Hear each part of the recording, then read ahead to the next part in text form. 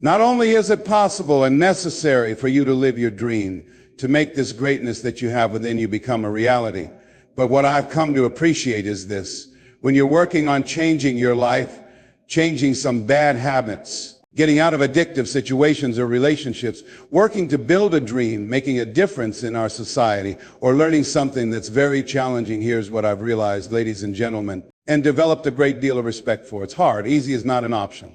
Life is hard.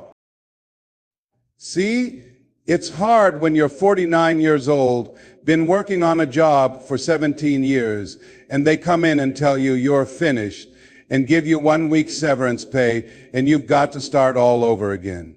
It's hard. Or when you're married and raising children, and your children are crawling, and your husband dies unexpectedly. It's hard handling the tragedies of life. It's hard when you're working on something and you put everything you have into it, and it doesn't work out. You lose your money and other people's money. It's hard. It was rough when I lost my job and could not find another. It was humiliating and embarrassing, borrowing money and then not being able to pay it back when I told them I would. That's tough. It's how people look at you, how they respond to you. It's very hard. It's humiliating. Here's what I discovered. Life will throw things at you, and while you're going through them, you can't understand why it's happening to you. But after you get through it and look back, you say, oh, now I understand why I needed that lesson. I couldn't understand it in the moment, but after I got through it, I saw that it was preparing me for bigger and better things. As you go through the challenges of life, embrace whatever comes your way. Don't run from it. Step toward it. Don't try to duck it like most people do. See, most people want it easy. Easy come, easy go.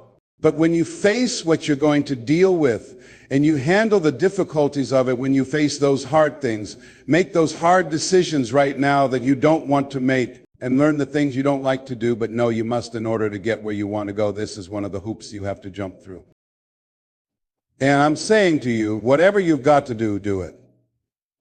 Because if you don't, life is going to whoop you until you surrender and say, okay, all right, I cooperate, okay, I learned. Life will wear you down long enough for you to say that. So if it's hard, do it hard.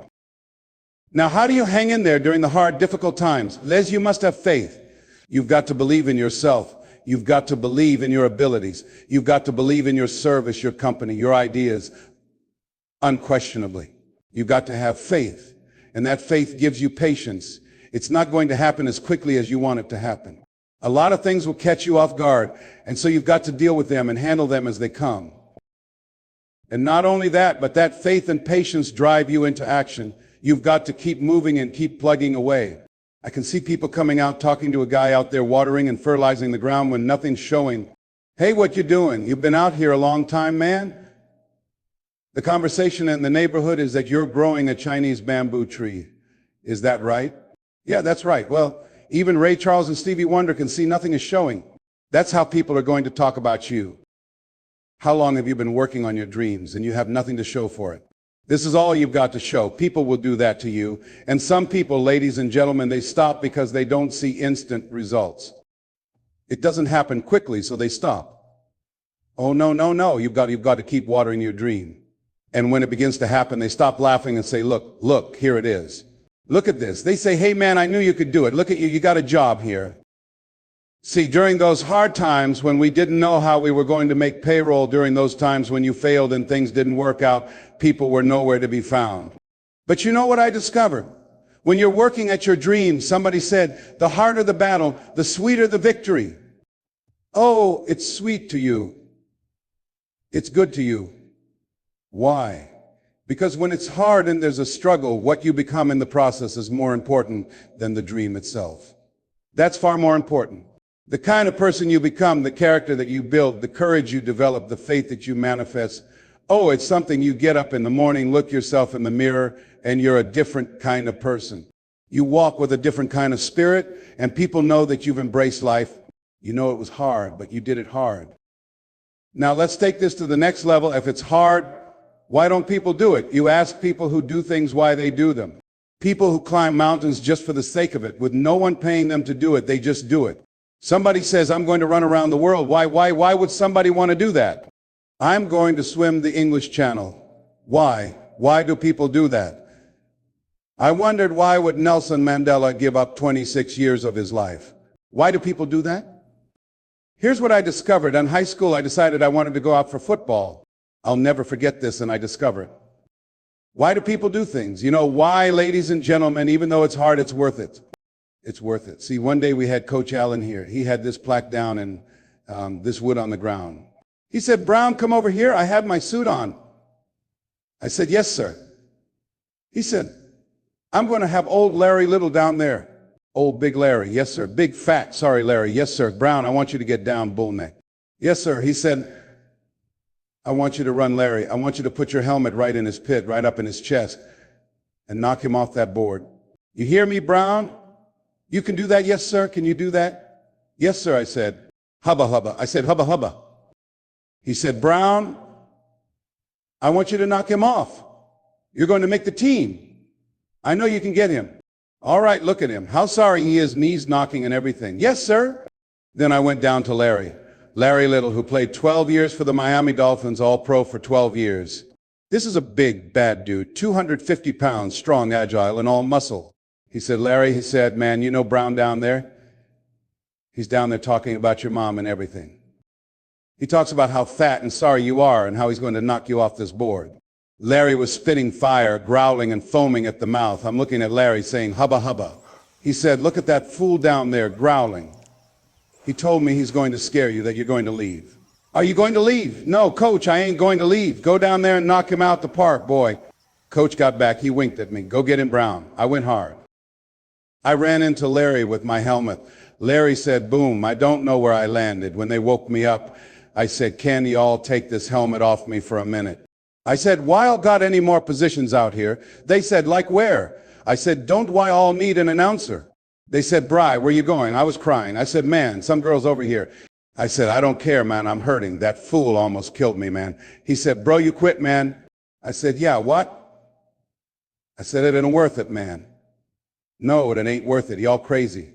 "I'll be your announcer, man. I was calling the game." I was up there in the booth calling good games too, because the pain wasn't worth it to me. And I'm saying to you, you know why people do what they do. The people who go after that stuff, what makes it worth it?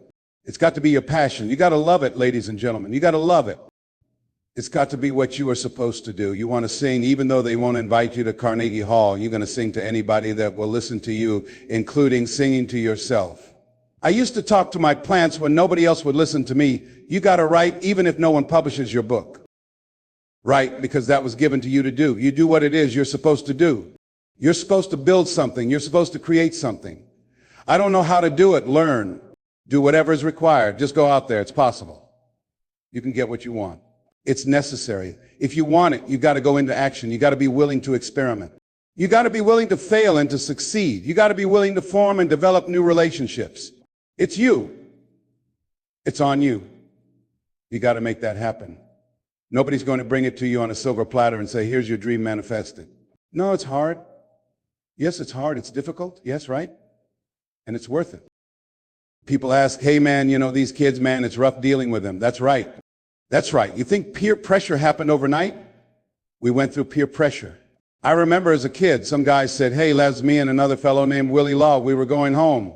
"Hey, man, we're going down to the Goo, man, and knock off a grocery store." I said, "Look here, I don't want no part of that. I'll see you all later. You're chicken." I said, "That's all you say, whatever you want, little stuff." "I'm not chicken, man. Don't call me chicken." "Then why don't you come? We ain't even asked you to come in place, man. All you do is drive the car." "I don't know how to drive that good." "Well, we trying to get Les to come. He's chicken." "Hey, I'm not driving nothing." "All right, Willie, don't care about what they say, man. Leave him alone. If you want to go do it, you find somebody else to drive or you drive yourself." "Come on, Willie, man, pull him. I ain't chicken." "All right, all I got to do is drive." "Yeah, man, that sounds simple, man. Don't go." He went. The next day we read the newspaper where when they robbed the stores, they came running to the car. The merchant, the man who owned the store, came out shooting wildly, and he hit the driver in the head. So peer pressure didn't just start in the 90s or the 80s. It's difficult. It's challenging for kids right now. And it's going to take some easy, simple methods to help bring them out of this madness, this insanity. Is it hard? Yes, let's look at what we've been doing. What has worked? What has not worked? Let's look at where we want to go. What is it that we want to produce? What is it that we want to create for people? And as we think about that, start experimenting with different methods and techniques created to produce that. Begin to believe that it's possible. Through our commitment, through our vision, through our determination, our relentlessness, because of our belief it's possible. We can reduce the teenage homicide rate, the teenage pregnancy rate, the dropout rate, that it's possible. Looking at what kind of world they're going to be in as we look at the global economy, that as we begin to use our collective will and genius and resources, it's possible. We can create an educational system that not only will test their minds with information and facts and figures, but will teach them how to think and be creative. What does it mean to be a human being? To value human life? How do you make relationships work? How do you bounce back from adversity?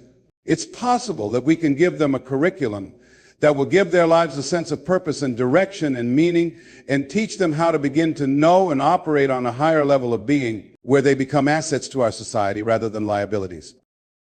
What if we leave here with that kind of consciousness that it's possible, as opposed to saying we have to write this generation off?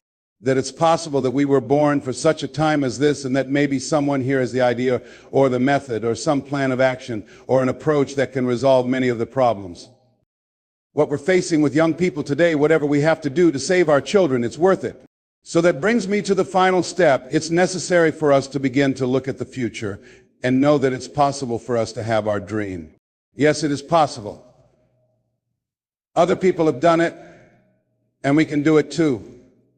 We fail a lot of times, but a lot of other folks fail, and eventually they came back and succeeded.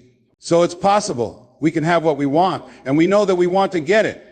It's necessary that we align ourselves with people who think like we do.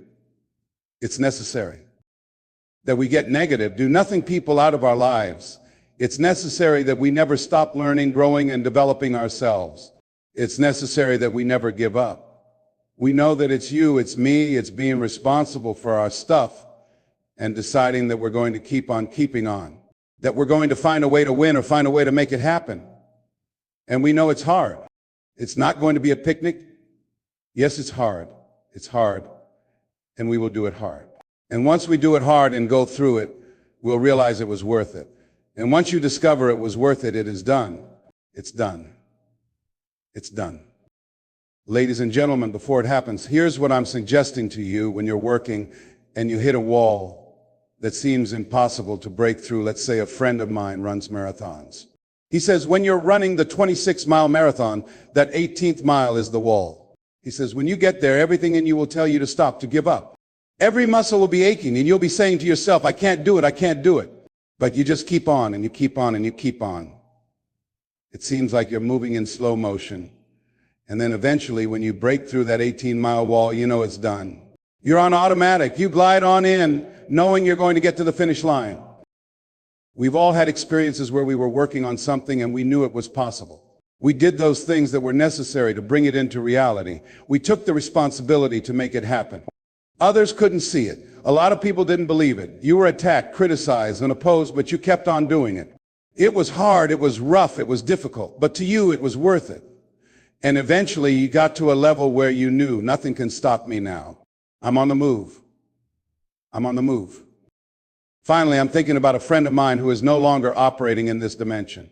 His name was Jack Bullitt. He had a vision of a church that would serve various types of needs for people, supportive needs, helping them in their recovery from drugs, alcohol, and whatever addictions they might be involved in. He was known for bringing in different kinds of speakers. Over a year ago, he was diagnosed with cancer, and he announced to his congregation that he was going to be taking chemotherapy and that there was a possibility the cancer would go into remission. He was optimistic about it. Sure enough, it did for a year. One of the things Jack always talked about was that he wanted to have his funeral while he was still alive. So he invited a few friends, Wayne Dyer, myself, and a few others. He didn't tell us why we were there, but once we gathered at the church, they told us in the room that Jack was going to announce to the congregation that he was bringing his doctor up. The doctor was going to say that they felt they could keep the cancer in remission, but now it was out of remission, and he didn't have much time left. Whatever words you wanted to say to Jack, say them now as if he had made his transition. We were shocked and somewhat stunned until Jack got there. They brought him in a wheelchair, and boy, was he courageous. He had a strong smile. They helped him up the steps, and he stood behind the podium. Each of us got up and said a few things about Jack and the impact he had on our lives. Then the doctor spoke after announcing that Jack didn't have long. Jack said, "Doctor, I accept what you say, but it's possible that doesn't have to be the case. But if it is, I will enjoy life to the very last breath I take, even the chemotherapy. I will enjoy that." And Jack did, ladies and gentlemen. When they said that all of his vital organs were failing, they called his family and close church staff to the hospital, telling them he was dying. They gathered in the room, and Jack at that time was unconscious. But then he gained consciousness, looked at them, and with the strength he had, said, "I want to thank you all for being here. You've been a great staff to me." He looked at his sons and daughter and said, "You've been a great family. Don't feel sorry for me. I'm ready to go. I'm looking forward to the next adventure." He lay there for a little while, closed his eyes, and lost consciousness again. But an hour and a half later, he opened his eyes, looked at them, and said, "This is embarrassing. I'm not dead yet." They laughed through their tears. "Jack, you are a character." He said, "I hate giving up this kind of control." They predicted Jack would die at the end of February. Then on the 2nd, they said he wouldn't see the light of day and would be dead by morning. Ladies, and Jack died on March 4th, and we believe that even in his dying, Jack sent his congregation a message that I want to give to you with his permission. March 4th is the day he died, and we believe Jack was saying March 4th. So I say, as you look into the future, while other people are giving up, feeling like victims, feeling powerless, becoming negative, turning on each other rather than to each other, feeling that they can't make it, be ye not conformed to this world, but be ye transformed by the renewing of your mind. With the mindset that it's possible we can save this generation. It's possible that we can create new industries, a new economy. It's possible that I can find a new profession, a new job. It's possible that I can create a new life, and it's necessary that I become actively involved in becoming a positive force in my life and on this planet. It's me. Yes, it's you. It's all of us pulling together, working together to create this brand new future. And it's going to be hard. Easy is not an option, but if it's hard, we will do it hard.